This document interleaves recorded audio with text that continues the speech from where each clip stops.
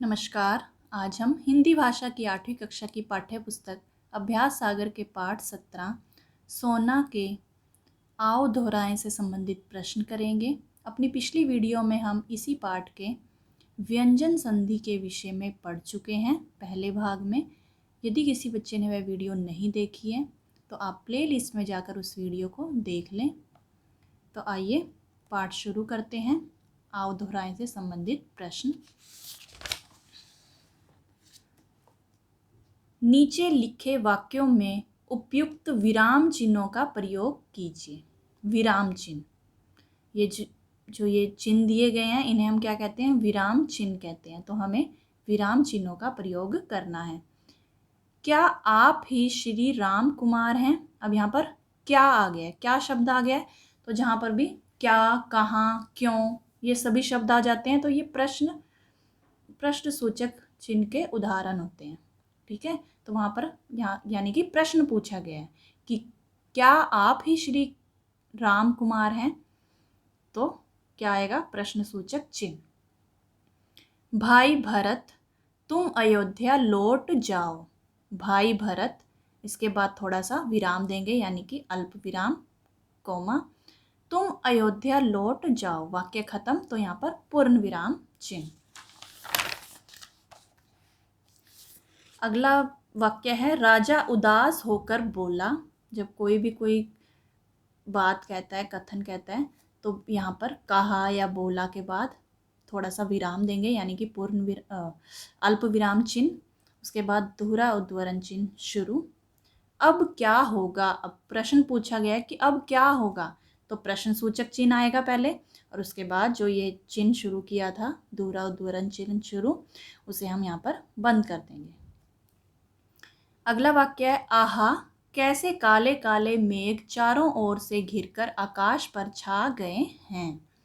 आहा, ये विस्मयादि बोधक चिन्ह का उदाहरण है। ठीक है, जहाँ पर विस्मय का बोध होता है हमें, हैरानी का, विस्मय का, तो वहाँ पर पहले हम ये वाला चिन्ह लगाएंगे आहा के बाद।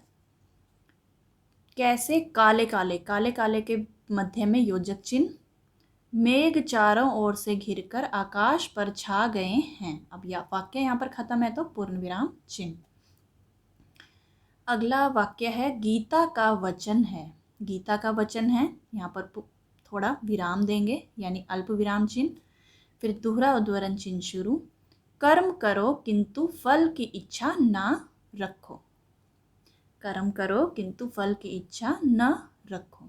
तो यहाँ पर हमारा वाक्य खत्म है तो पूर्ण विराम चिन्ह और फिर दोहरा उद्धरण चिन्ह बंद कर देंगे। ठीक है, अब अगला देखते हैं प्रश्न। निर्देशानुसार वाक्य परिवर्तन कीजिए।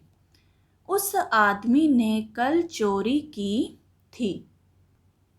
ये हमें मिश्र वाक्य में इसे बदलना है। तो हम ये मिश्र वाक्य व वाक्य के भेद के बारे में भी हम अपने पिछले पार्ट में पढ़ चुके हैं। यदि किसी बच्चे ने वह वीडियो नहीं देखी है तो आप प्लेलिस्ट में जाकर उस वीडियो को देख लें। उस आदमी ने कल चोरी की थी। अब हमें मिश्र वाक्य में इसे बदलना है तो कैसे लिखेंगे? यह वही आदमी है जिसने कल चोरी की थी। अगला देखते हैं। यह वही गांव है जहाँ के लोग कसरत के शौकीन हैं। तो इसे हमें सरल वाक्य में बदलना है। ये मिश्रित वाक्य दिया गया है, हमें इसे सरल वाक्य में बदलना है और ये सरल वाक्य था, हमने उसे मिश्र में बदला है। तो इसे हम सरल में कैसे लिखेंगे? इस गांव के लोग कसरत के शौकीन हैं। अगला वाक्य, मैं नित्य व्यायाम करके स्नान करता हूँ।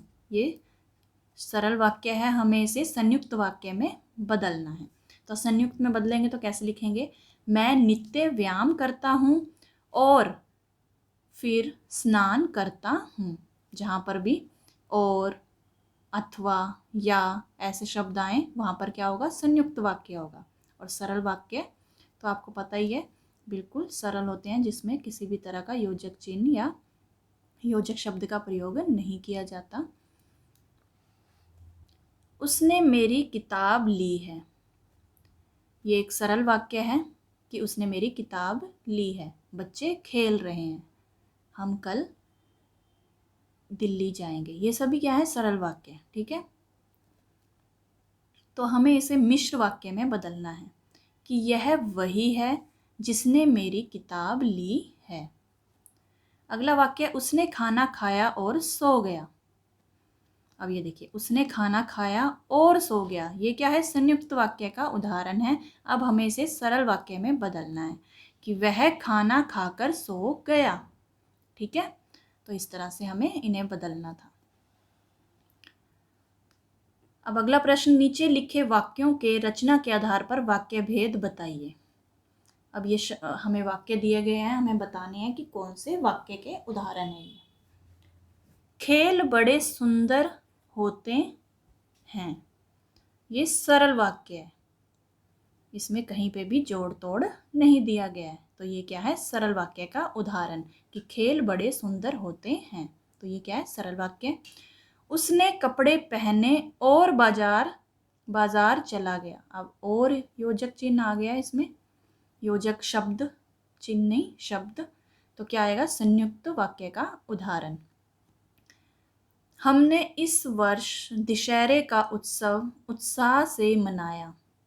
तो इसमें भी कहीं पे भी जोड़ तोड़ नहीं दिया गया है। तो ये क्या है, सरल वाक्य का उदाहरण।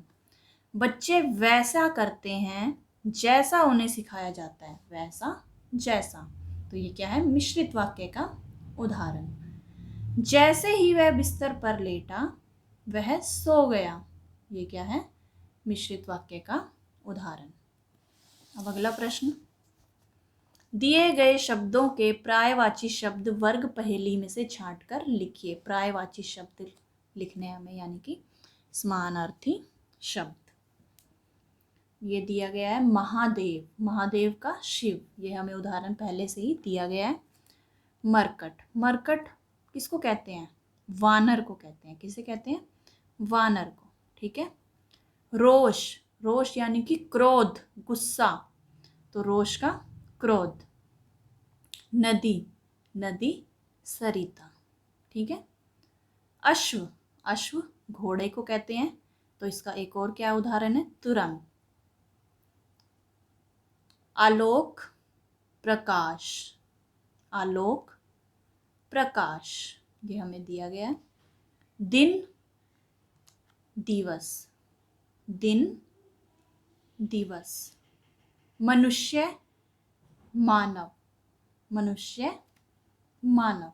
तो ये इनके पर्यायवाची शब्द थे। अब अगला प्रश्न है, आओ लिखें। यदि मैं पक्षी होता या होती, विषय पर 80 से 100 शब्दों में अनुच्छेद लिखिए। तो आपको यदि मैं पक्षी होता या होती विषय पर अनुच्छेद लिखना है। तो मैंने आपको यहाँ पर इसका प्रारूप दे दिया है कि इस तरह से आपने लिखना है। आप अपनी इच्छा से, अपने तरीके से, अपने शब्दों में ये अनुच्छेद लिख सकते हैं। तो आइए एक बार इसे देख लेते हैं। यदि मैं पक्षी होता तो मैं मानव से मित्रता स्थापित कर उसका हित करता, भला करता, उसकी भलाई करता। छोटे मोटे कीड़े मकोड़ों को खाकर फसल की रक्षा करता, कि जो खेतों में जो कीड़े मकोड़े लग जाते हैं उन्हें खाकर किसान की मदद करता, फसलों की रक्षा करता। यदि मैं पक्षी होता तो खुले आकाश में विचरण करता, विचरण करता यानी कि घूमता फिरता। इच्छानुसार भोजन करता, कि जो मेरी इच्छा होती वो भोजन करता। और वृक्षों की शाखाओं में झूलता रहता। मेरा जीवन स्वतंत्र और स्वच्छंद होता, कि मैं बिल्कुल स्वतंत्र होता, आज़ाद होता। यदि मैं पक्षी होता तो मैं पेड़ों पर बैठकर चिल्लाता और अपने मधुर गान से हर किसी को मोहित कर देता। एक इंसान सिर्फ चल सकता है, दौड़ सकता है, लेकिन वह उड़ नहीं सकता, क्योंकि भगवान ने उसे उड़ने के लिए पंख नहीं दिए हैं। पक्षी उड़कर कहीं भी आ जा सकते हैं। अगर मैं पक्षी होता तो किसी भी अपने करीबी रिश्तेदार के सुख दुख में उससे आसानी से मिल सकता था। मनुष्य की तरह मुझे भी आज़ादी प्रिय है, इसलिए मैं पिंजरे की कैद में कभी न आता और मनुष्यों को समझाता कि किसी को भी कैद रखना गलत है। यदि मैं पक्षी होता तो देवी देवताओं का वाहन बनने में मुझे अत्यंत प्रसन्नता होती। बच्चे मेरे आकार के बने हुए खिलौनों से खेलते और बहुत प्रसन्न होते। आपने देखा होगा बाजार में बहुत सारे खिलौने जो हैं ऐसे आते हैं जो पक्षियों के आकार के बने होते हैं, और कई देवी देवता जो हैं उनके वाहन भी पक्षी रह चुके हैं। जैसे कि गरुड़ जो है वो भगवान विष्णु का वाहन था।